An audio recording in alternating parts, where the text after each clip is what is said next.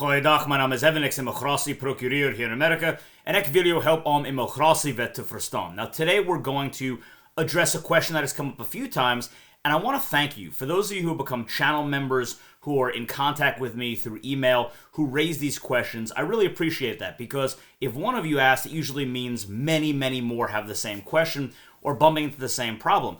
And it doesn't mean that I have answers for you concerning the Afrikaner refugee program.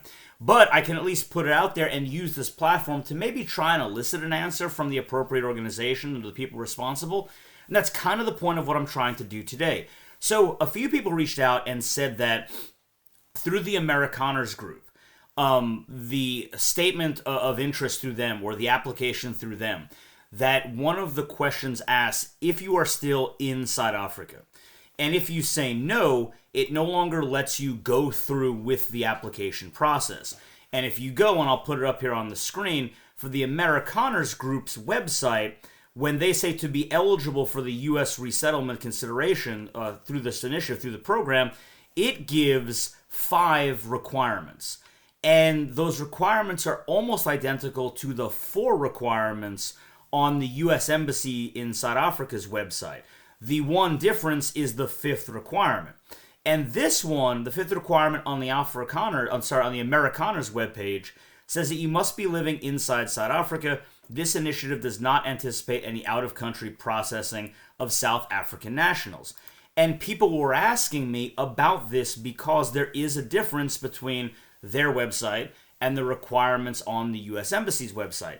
And this is important because many Afrikaners and other ethnic minorities who have been persecuted in South Africa and looking to take advantage of this program are in other locations. They're not in South Africa. So they've asked me, well, is this correct? And the short answer is, I don't know.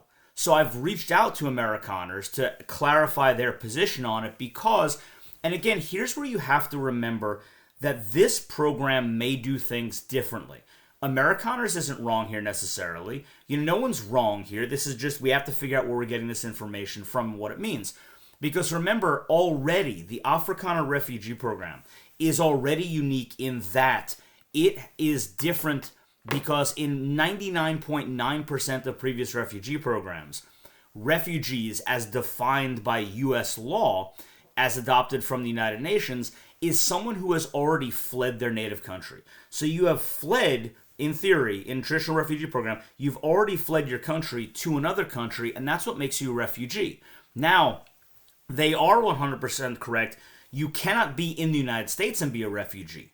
That's in law. That's in black and white letter law. A refugee cannot be someone who's inside the United States. If you wanted to try and get relief, you try through an asylum program if you're already in the United States.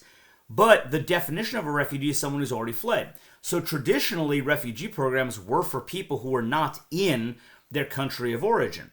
The South African, the Afrikaner refugee program is different because it has changed this. Now, that being said, did it then limit people who have already left South Africa? Traditionally, and I keep saying this because you have to remember, immigration programs, which a refugee program falls under, USCIS, right? That's the organization doing the interviews and deciding whether or not you can come. Even though it's not traditional immigration in terms of what we know immigration to be, it falls under the purview of U.S. immigration law and U.S. immigration, United States Citizenship and Enforcement Services, Customs and Immigrations, all these different acronyms, the alphabet salads of even which I'm getting confused saying it out loud, but all different acronyms. It falls under immigration law. Traditionally, if you have already left the country in which you face persecution, and you have firmly relocated or firmly settled in another country, no, you cannot take advantage of a refugee program or an asylum program. Now, what that means is to the country you've fled to, and I've made previous videos about this. I don't want to make a 10-minute video here explaining firm resettlement again. I'm just bringing this up because that might be what the Afrikaners are talking about. However, that has to be adjudicated, that has to be decided on. The information has to be looked at by USCIS to make that final determination whether or not someone qualifies, not by one of these screening organizations, Church World Services, CWS, or the Afrikaners. So the fact that it's stopping people at that select, are you in South Africa? And if you say no, it denies you at that point. That's where it's concerning. That's what I was looking for clarification on. So what firm resettlement means is you went somewhere else, and you have taken advantage of their programs to relieve your suffering. So a work permit, permanent residency, something like that, or you live there as if you intend to remain for an indefinite period of time. The other thing about firm resettlement is if a country has a relief program, like a refugee program, like an asylum program, that you qualified for, but you didn't take advantage of it, that still counts against you. You have still firmly relocated, you've still firmly resettled in that other country. So you can't say, yeah, I fled to Germany, and Germany offered me citizenship or residency, but I didn't take it because I didn't want to stay in Germany. That doesn't count. You have firmly resettled. You cannot take advantage of a refugee program. So in short, in theory, in the way that these programs have gone in the past, and asylum works the same way. If you've gone somewhere else before coming to the United States and you took advantage, or even if you had it offered to you but didn't take advantage of relief in that country, you can't claim asylum here. So it's the same standard. It's called the firm resettlement or firm relocation bar. So traditionally, if you have already left South Africa and have not firmly resettled somewhere, then you should be allowed to apply for a refugee program, because refugees by definition are people who've already fled. The Afrikaner program has changed that, and there have been programs in the past that have done this, but it is unique to people, Afrikaners currently still in South Africa.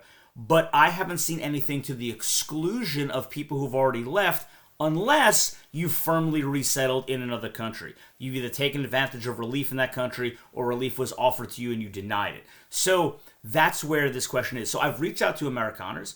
I sent a very polite email just asking, can you clarify on this subject? I hope they reach out and let me know, because this channel, while it is still small, is close to 12,000 subscribers, so I have a pretty big audience that I could reach. I appreciate and love the work that Amerikaners are doing. I think they're a great organization. So hopefully this can clarify and at least get that message out to people who need to hear it. So just for now, I don't have an answer for you. I don't know. Traditionally, yes, if you've already left your home country, you can apply for a refugee program. You can apply for asylum if you come here to the United States. But speaking specifically of the refugee program, in the past, you should be able to, and then USCIS would be the group that decides whether or not you have firmly relocated or firmly settled in a different country, and therefore are not admissible into the refugee program. But I believe that would be something USCIS would have to make a decision on, not one of the screening groups that are doing the initial processing of Afrikaner refugees. So I hope this helps. I'll keep you posted. If I get a message back during the null week, I will make a video, even though my wife will be very angry at me for making a video over the weekend, but I will do it if I get an update. If I don't get an update, I don't have an answer for you. All I can tell you is that that's what they're doing, and there's nothing we can do about it except ask questions. So as always, remember to like, subscribe, share, and I'll see you for the next video.